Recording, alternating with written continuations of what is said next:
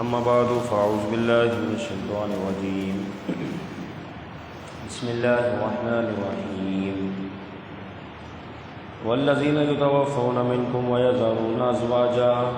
وصية لأزواجهم متاعا إلى الحول غير إخراج صدق الله العظيم بلغ الأولى بكماله كشف الدجى بجماله حسن جميع خصاله صلوا عليه وآله فإن فضل رسول الله ليس له فيعرب عنه ناطق بفمه فإن من جودك الدنيا وضرتها ومن علومك علم اللوح والقلم مولاي صل وسلم دائما أبدا على حبيبك خير الخلق كلهم اللہ جل جلالہ کے حمد و سلام سرکار فخر کائنات خاتم النبیین صلی اللہ تعالیٰ علیہ وسلم کی بارگاہ میں درود و سلام کا نذرانہ پیش کرنے کے بعد رب عز و جل کا فضل اس کا کرم اس کی دیوی توفیق سے الحمدللہ ہر اتوار بعد نماز ظہر درس قرآن کی اس مقدس بابرکت محفل کا سلسلہ جاری ہے۔ اللہ تعالیٰ ہم سب کی حاضری اپنی بارگاہ میں قبول فرمائے اور قرآن مجید کے احکام پر عمل کی توفیق عطا فرمائے۔ قرآن مجید میں دوسرا پارہ سورہ بقرہ اللہ رب العزت ارشاد فرماتا ہے والذین یتوفون منکم ویذرون ازواجا، وہ لوگ جو انتقال کر جائے تم میں سے اور اپنی بیویوں کو چھوڑ جائے، وصیۃ لازواجہم متاعا الی الحول، وصیت کر جائے اپنی بیویوں کے لیے نان نفقے کی 1 سال تک، غیر اخراج بغیر اسے نکالے، فَإِنْ خَرَجْنَا اگر وہ خود نکل جائے چلی جائے، فَلَا جُنَاحَ عَلَيْكُمْ تو تم پر کوئی گناہ نہیں، فِي مَا فَعَلْنَا فِي أَنفُسِهِنَّ مِن مَّعْرُوف اس چیز میں کہ وہ خود اپنی جانوں میں جو بھلائی سمجھے، واللہ عزیز الحکیم اللہ تعالیٰ غالب حکمت والا ہے۔ وَلِلْمُطَلَّقَاتِ مَتَاعٌ بِالْمَعْرُوف اور طلاق والی جتنی عورتیں ہیں عدت میں نان نفقہ دستور کے مطابق اسے دیا جائے، حقاً علی المتقین یہ واجب ہے پرہیزگاروں پر۔ کذالک یبین اللہ اسی طرح اللہ بیان فرماتا ہے لکم تمہارے لیے آیات ہی اپنی آیتوں کو، لعلکم تعقلون تاکہ تم سمجھو، عقل رکھو، غور و فکر کرو۔ در حقیقت اس سے پہلے حالت جنگ کا ذکر ہوا کہ نماز معاف نہیں، اور یہاں سے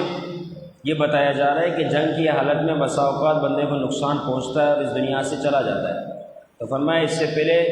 کہ تم اس دنیا سے رخصت ہو اپنی بیوی کے لیے اپنے اہل و عیال کے لیے وصیت کر جاؤ، تاکہ بعد میں ان کے لیے کوئی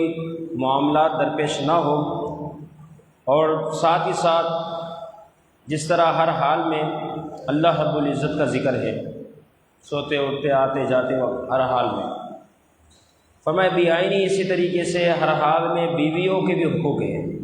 ہر حال میں بیویوں کو غلام نہ سمجھا جائے، کنیز لونڈی باندی نہ سمجھا جائے، اللہ نے اسے بھی حقوق بنائے، وہ آزاد ہے، اسے تمہارے ماتحت کیا، الرجال قوامون علی النساء کہتے تمہیں حاکم بنایا،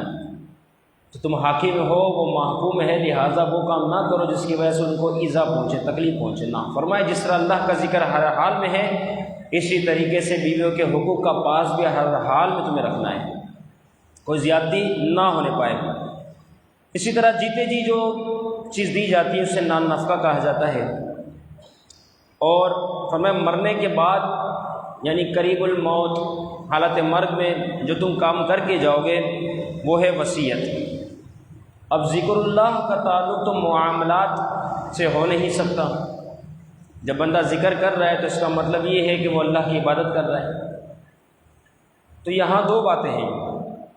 ایک تو ہے عبادات اور ایک ہے معاملات۔ پرندہ 2 پروں سے اڑتا ہے،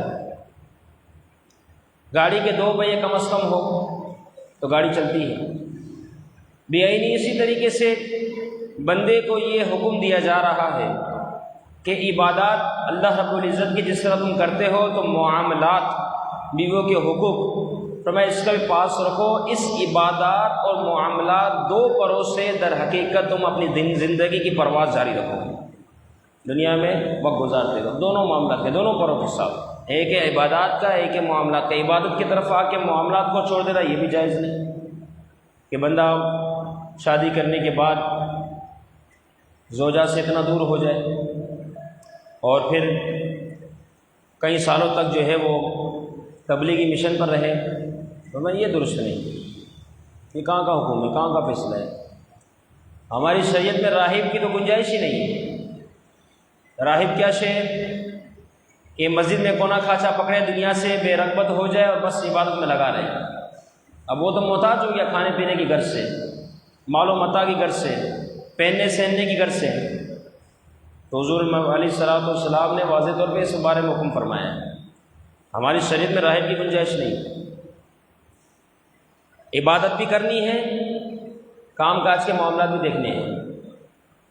دین کا کام بھی کرنا ہے تو گھر کا کام بھی کرنا ہے، عبادات بھی ہے تو معاملات بھی ہیں۔ مسجد میں آنا ہے تو پھر رشتہ داروں کے پاس بھی چکر لگانا ہے، یہ ساری چیزیں موجود ہیں، یک طرفہ نہیں۔ مزہ تو جب ہی آئے گا نا جب دونوں چیزیں برابر برابر چل رہی ہو، عبادات بھی ساتھ ساتھ چل رہے ہو، معاملات بھی ساتھ ساتھ چل رہے ہو، اسی میں مزہ ہے۔ بندہ ون سائڈ ہو جائے میں عبادت صرف، جیسے ایک شخص ہے جس نے ساری زندگی روزہ رکھا،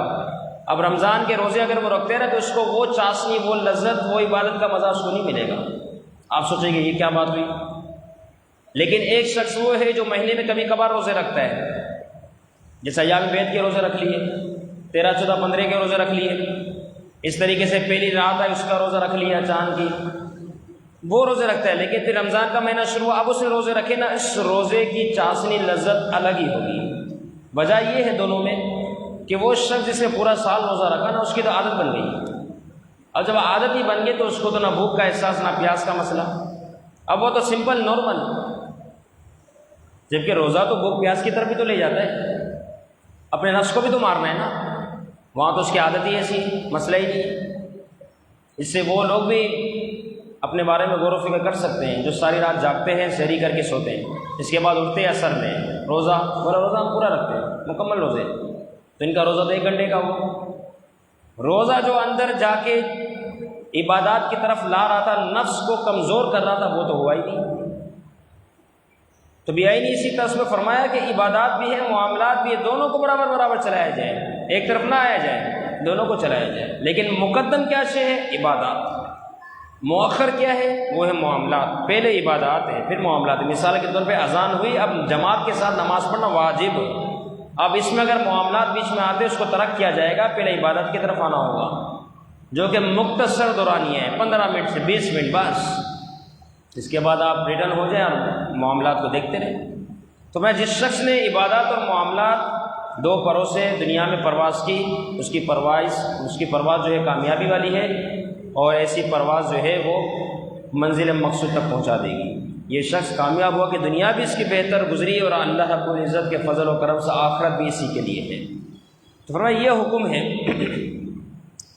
اب حکیم بن حارث جب طائف میں چکے رہتے تھے،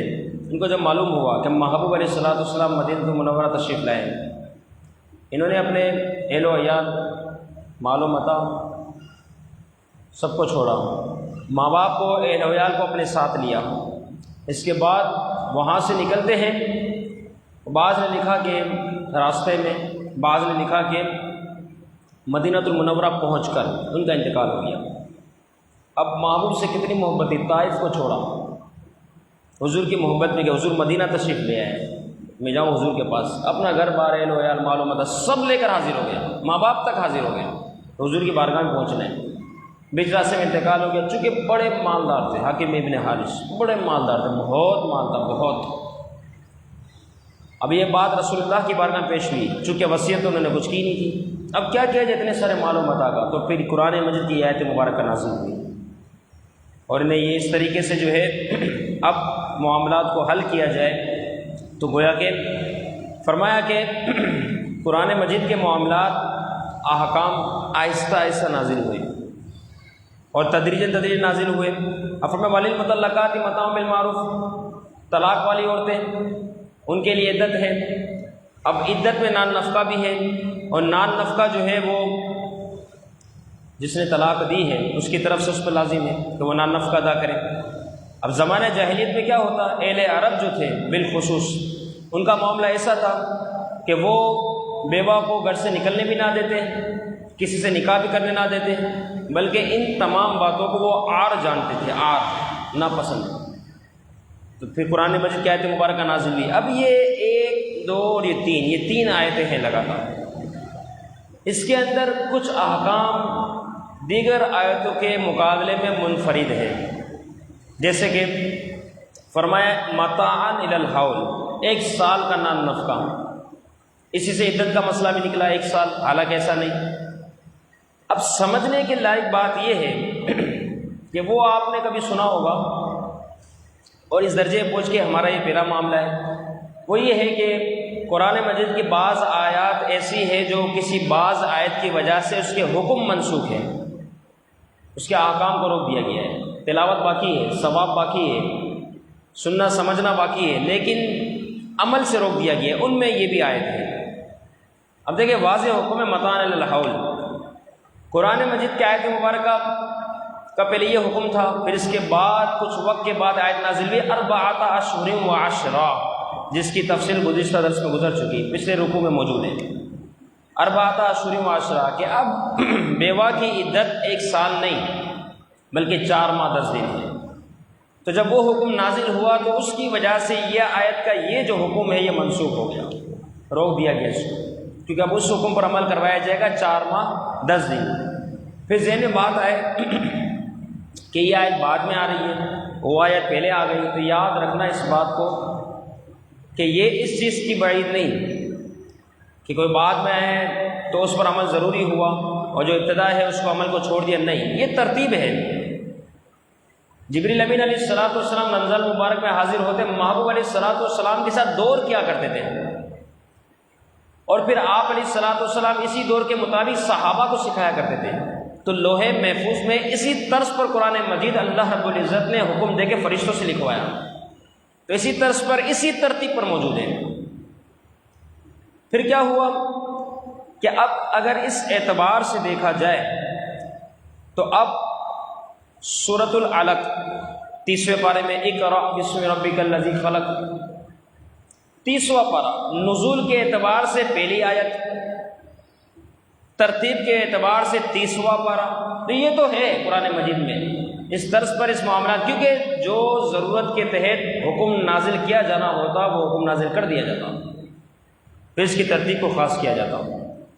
تو تدریجاً آہستہ آہستہ احکام نازل ہے۔ مثال کے طور پہ کوئی کسی سخت نشے میں گرفتار ہے تو آپ اس سے اس کا نشہ چھین لیں گے، باقی رہے گا؟ آپ کو کیا کرنا ہوگا؟ ایک حکمت کے تحت چلنا ہوگا، کچھ ٹائم مہلت دینی ہوگی، اس نشے میں کم کرواتے آہستہ آہستہ آہستہ آہستہ آہستہ آہستہ پھر اس سے وہ دور کیا جائے گا، تدریجاً آہستہ آہستہ۔ زمانہ جاہلیت میں بے شمار اس قسم کے خرافات معاملات تھے، اب ان کو فوراً جھٹکے سے لے لیا جاتا تو اسلام کے کون قریب آتا، لہذا تدریجاً آہستہ آہستہ نزول ہوتا رہا، آہستہ آہستہ انہیں سمجھایا جاتا رہا، آہستہ آہستہ انہیں بتایا جاتا رہا یہ اس طریقے سے۔ اس طرح بیوی کا میراث نہ پانا، اس میں حکم ہے نا میراث 1 سال، فرمایا یہ نہ پانا بھی در حقیقت آیت میراث سے منسوخ ہوا، یوصیکم اللہ فی اولادکم 4 پارے میں جو آیت مبارکہ ہے، وہ جب آیت نازل ہوئی عورت کا حصہ مقرر کر دیا گیا، اب اس کے بعد عورت کے الگ سے کوئی میراث نہیں، جو حصہ ہے 4 یا اس کا 8واں حصہ بس یہ موجود ہے، اس کے علاوہ کوئی اس کو حکم نہیں دیا جائے گا۔ بیوی کا میراث نہ پانا یہ ہو گیا اصطلاح حدیث سے مشہور کے تحت، اب فرمایا 1 سال تک اس کو رہائش دی جائے، فرمایا یہ سکنا، رہنا، رہائش، مکان دینا، یہ حدیث سے مشہور کے تحت اس حکم کو بھی دور کر دیا گیا۔ فرمایا حضور علیہ السلام نے فرمایا لا وصیت للوارث، وارث کے لیے کوئی وصیت نہیں، یعنی وصیت کرنے والا اگر جو انتقال کر رہا ہے وہ وارثوں کے لیے وصیت نہیں کرے گا، ورنہ تو معاملہ ہی فلوپ ہو جائے گا۔ کس طرح؟ کسی کا انتقال ہونے والا ہے قریب الموت، یہ وصیت لکھائے گا، میری وصیت لکھو، چلو بھائی لکھاؤ، ابھی لکھائے گا کہ میری ساری جائیداد میں نے بیوی کے نام پہ کر دی، باقی سارے کہاں گئے؟ اولاد کہاں گئے؟ ماں باپ کہاں گئے؟ بھائی بہن کہاں گئے؟ دیگر جو جس طریقے ان کے حصے معاملات بٹنے تھے وہ سارے کہاں گئے؟ مجھے یہ اچھی لگ رہی ہے، میں نے اس کے نام پہ کر دی۔ فرمایا نہیں، یہ نہیں چلے گا، اسلام میں یہ نہیں چلے گا، لا وصیت للوارث، یہ تیری بیوی ہے، یہ وارثوں میں سے ہے، اب وارث کے لیے وصیت ہے ہی نہیں، یعنی کتنے اسلام کے پاکیزہ قوانین ہیں، آپس اندازہ لگا، کسی کے ساتھ ناانصافی نہ ہوتا بھی، کسی کے ساتھ بھی، لیکن معاملات ہم نے خود خراب کیے، نظام ہم نے بگاڑا، عدل کا نظام مفلوج کر دیا ہم نے، ورنہ کسی چور کی ہمت نہ ہوتی کوئی چوری آ کے کرتا، ڈکیٹ کی ہمت نہ ہوتی ڈکیٹی کرتا، کیونکہ نظام جب مضبوط ہوتا نا، قوانین سخت ہوتے، قانون موجود ہوتا، تو پھر آپ سمجھ لیں کوئی معاشرے میں چور آپ کو نظر نہیں آتا، جو بندہ جہاں ہوتا سکون اطمینان میں ہوتا۔ دنیا کے اندر کے ہی معاملات ہیں، آج بار ممالک وغیرہ میں آپ جائیں، مسجد میں آپ کو انٹر ہونے پہلے چپل کے پاس آپ موبائل رکھیں گے، اس کے بعد آپ مسجد میں داخل ہوں گے، ہے نا قوانین؟ کیا مسئلہ ہے؟ ہمارے یہاں تو پانی کے گلاسوں کو جو ہے ہم باندھ کے رکھتے ہیں زنجیر سے، کیونکہ لے کے نہ بھاگ جائے، کتنے عجیب قوانین ہیں، عجیب معاملات ہیں۔ تو جہاں پر قانون مفلوج ہو جائے تو وہاں پھر دہشت گرد آزاد ہو جاتے ہیں، وہاں چور ڈکیٹ آزادانہ گھومتے ہیں، جس کا جو دل کرتا ہے وہ عمل کر لیتا ہے، اور اس طریقے سے کیونکہ ان کو معلوم ہے ہمارے لیے کوئی سزا نہیں۔ اسی طریقے سے اس آیت مبارکہ میں جو بیان ہوئی، فرمایا غرض 4 احکام ہیں۔ اب یہ ہے سمجھنے کے بعد میں مختصر صرف ذکر کروں، کیونکہ میں نے اس کی تفصیل آپ کے سامنے ذکر کر دی۔ 4 احکام ہیں۔ نمبر 1، بیوہ کی عدت 1 سال ہونا، یہ منسوخ ہوا، اب 1 سال نہیں، اب 4 ماہ 10 دن ہے۔ اسی وجہ سے یہ کہا جاتا ہے کہ جب کوئی قرآن و حدیث سمجھنے کی کوشش کرے تو وہ کسی عالم، فقیہ، مفسر، محدث کی بارگاہ میں جائے، اس کے بعد اپنی طرف سے پڑھے گا نا، دیکھو کوئی اس آیت کو اپنی طرف سے پڑھ لے تو وہ اپنی بیوی کو کیا حکم دے گا؟ میرے جانے کے بعد تو 1 سال عدت گزارنی ہے۔ کہا جائے گا پاگل ہو گیا، کیوں گھر میں بٹھانا چاہ رہا ہے، کیوں میرے کو نکاح سے دور کرنا چاہ رہا ہے؟ جب تو چلا ہی گیا تو پھر 4 ماہ 10 دن نا، قرآن مجید میں فرمایا متاع الحول، قرآن کا ذکر، تو بندہ آسانی سے گمراہ ہو گیا، بھٹک گیا۔ اب فرمایا بیوہ کی عدت، اب عدت کی 4 قسمیں ہیں، 4 ہی قسموں پر عدت ہو سکتی ہے، بس 5ویں کوئی ہے ہی نہیں۔ نمبر 1، 3 ماہ یہ عدت ہو سکتی ہے۔ اسی طریقے سے 3 حیض یہ عدت ہو سکتی ہے، کیونکہ جسے حیض نہ آئے اس کی 3 ماہ عدت ہے، اور جسے حیض آتے اس کی 3 حیض عدت ہے۔ نمبر 3، 4 ماہ 10 دن یہ بیوہ کی عدت ہے، اور نمبر 4، جو حمل سے ہو جب تک وہ حمل نہ جن لے اس وقت تک اس سے عدت برقرار ہے۔ مثال کے طور پر آج ہی جیسے اس کے شوہر کا انتقال ہوا اور کل اس نے بچہ جن لیا، کیونکہ بچہ آنے کے قریب تھا، شوہر کا انتقال ہو گیا، الیاذ باللہ، اب کیا وہ اگلے دن جو ہے بچہ جن لیا، اس کی عدت پوری ہو گئی، کیونکہ بچہ جننا اس کی عدت تھی۔ تو 4 عدت کی قسمیں بنتی ہے، 5ویں ہے ہی نہیں۔ تو فرمایا سب سے پہلے ایک حکم تو یہ منسوخ ہوا کہ 1 سال عدت نہیں۔ اسی طریقے سے دوسری بات فرمایا عدت میں اختیار ہونا، عورت کے پاس اختیار تھا پہلے، لیکن اس اختیار کو بھی اس آیت نے ختم کر دیا، 4 اشہر و عشرہ، اب عورت کے پاس اختیار نہیں، 4 ماہ 10 دن ہی پورے کرنے ہیں اگر وہ وفات کی عدت گزار رہی ہے۔ اگر طلاق والی عدت گزاری ہے تو 3 حیض اس کو پورے کرنے ہیں۔ یہ تو گیا دوسرا مسئلہ۔ تیسری بات اس آیت کے تحت فرمایا خاوند کے پاس مال میں سے 1 سال جو خرچ ملنا تھا اس کو شریعت نے اسے بھی روک دیا، 1 سال نہیں ملے گا، عدت کا خرچہ دے گا بس۔ وہ عدت 4 ماہ 10 دن ہے تو 4 ماہ 10 دن، عدت اگر 3 حیض ہے 3 حیض، عدت اگر 3 مہینے ہیں تو 3 مہینے، عدت اگر بچہ جننے تک ہے تو بچے جننے تک۔ فرمایا یہ اب حکم باقی رہ گیا۔ اور نمبر 4 اور آخری بات کہ بیوی کے لیے وصیت کا جو حکم اس آیت میں موجود ہے تو وہ حدیث سے مشہور کے تحت اس کو بھی روک دیا گیا، لا وصیت للوارث، محبوب نے فرما دیا کہ وصیت جو ہے وارث کے لیے کبھی نہیں ہو سکتی، غیروں کے لیے وصیت ہے، کیونکہ وارثوں کے لیے تو حصے ہیں نا، اس لیے وصیت نہیں۔ تو گویا کہ 4 احکام اس آیت مبارکہ میں تھے اور 4 احکام کو روک دیا گیا حکم۔ اب پھر ذہن میں بات آئے کہ آیت منسوخ ہے، اس کا حکم، آیت کا حکم منسوخ ہے اگر بالفرض جیسے تفصیل ہوئی، تو کوئی کہنے والا کہے تو پھر قرآن میں کیوں موجود ہے؟ تو یہ بات یاد رکھنا ہے، اس کی تشریح پہلے پارے میں گزر چکی، ما ننسخ من آیت او ننسیھا نأتی بخیر منھا او مثلھا۔ اللہ واضح فرما رہا ہے ہماری مرضی ہے ہم بعض آیتوں کو بعض سے منسوخ کر دیں، بعض آیتوں کو بدل دیں، یہ رب کی حکمت ہے، کیونکہ جو پہلے حکم نازل ہوا وہ بہت نرمی والا تھا، بعد میں لوگ اسلام کی طرف آ گئے، اب فرمایا اب حکم دیا گیا کہ اب اس میں کچھ سختی کی جائے، تو پہلے والا حکم بھی باقی رہے، بعد والا باقی رہے، یہ تو اختیار ہو گیا، یہ تو عجیب سی بات ہو گئی کہ لوگ کچھ اس پہ عمل کر رہے ہیں، کچھ اس پہ عمل کر رہے ہیں، یہ تو ہو نہیں سکتا۔ تو فرمایا پھر اس حکم کو منسوخ کرنے کے لیے دوسری آیت کا مبارکہ کا نازل ہونا ہوا۔ اور قرآن مجید صرف عمل کے لیے تو نازل نہیں ہوا نا، بلکہ اس کو پڑھنا بھی ہے، اس کو سمجھنا بھی ہے، اس کو جاننا بھی ہے، ثواب بھی ہے، اس میں قرات بھی ہے۔ تو یہ ساری باتیں بھی تو ہیں عمل کے ساتھ ساتھ، جس طرح عمل ہے اس طرح اور باتیں بھی تو ہے۔ اسی وجہ سے جو آیت کے احکام منسوخ بھی ہوئے تو انہیں باقی رکھا گیا، اور ساتھ یہ بھی پتہ چلتا ہے کہ پہلے کے معاملات کیا تھے تاکہ لوگ اس بارے میں بھی جانیں اور آج کے معاملات کیا ہے۔ تو فرمایا یہ ساری تفسیر ہے۔ اسی طرح عبداللہ بن زبیر رضی اللہ تعالیٰ عنہ عثمان غنی رضی اللہ تعالیٰ کی بارگاہ میں حاضر ہے۔ عثمان غنی جامع القرآن، صورتوں کی ترتیب آپ ہی کے حکم پر ہوئی ہے۔ صورتیں جو ہے یہ لغت قریش میں جو قرآن مجید نظر آ رہا ہے نا میں، یہ قریش کی لغت ہے۔ مثال کے طور پر آپ یہاں پڑھیں گے، اگر کسی لفظ کو اس کے تحت پڑھا گیا، مثال میں قالو، آپ کو یہاں بھی موٹے کاف سے ملے گا، دنیا کے کسی اور خطے میں چلے جائے، امریکہ تک پہنچ جائے کنارے پر، وہاں پر آپ کو یہ قول سے مستعلیہ سے موٹا ہی ملے گا۔ کیا حکم ہوا اس کا کہ لغت قریش میں عثمان غنی رضی اللہ تعالی عنہ نے 4 حضرات کی ذمہ داری لگائی کہ اب اسے لغت قریش میں کیا جائے، کیونکہ عرب کے اندر بہت ساری لغتیں پائی جا رہی ہیں، بہت ساری، بعض اس کو بغیر رفع مستعلیہ کے پڑھیں گے، بعض مستعلیہ کے ساتھ پڑھیں گے، تو فرمایا یہ بھی اختلاف ہو جائے گا، اور یہ اختلاف قیامت تک کبھی باقی نہیں رہنا چاہیے۔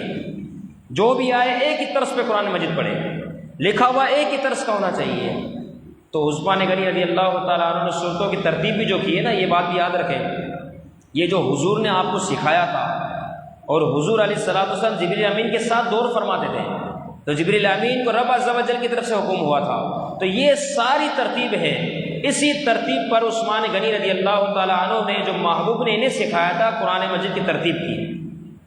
صورتوں کو اکٹھا فرمایا اسی ترتیب پر۔ اب چونکہ ابوبکر صدیق رضی اللہ تعالیٰ عنہ بھی جامع القرآن ہے، لیکن وہ انہوں نے جن نسخوں کو تیار کیا تھا فقط 4 نسخے تھے، پھر اس کے بعد اس کو لغت قریش پہ لانے والے، صورتوں کی ترتیب پر لانے والے، یہ تو عثمان غنی کی ذات ہے، انہوں نے یہ عمل فرمایا۔ پھر اس کے بعد اس کو موجود کیا اور صحیح طریقے سے رکھا، پھر فرمایا تاکہ کسی حوالے سے کوئی مسئلہ نہ ہو۔ تو عبداللہ بن زبیر رضی اللہ تعالیٰ عثمان غنی کی بارگاہ میں حاضر عرض کرنے لگے، حضور جو آیت کے احکام منسوخ ہے انہیں کیوں باقی رکھا؟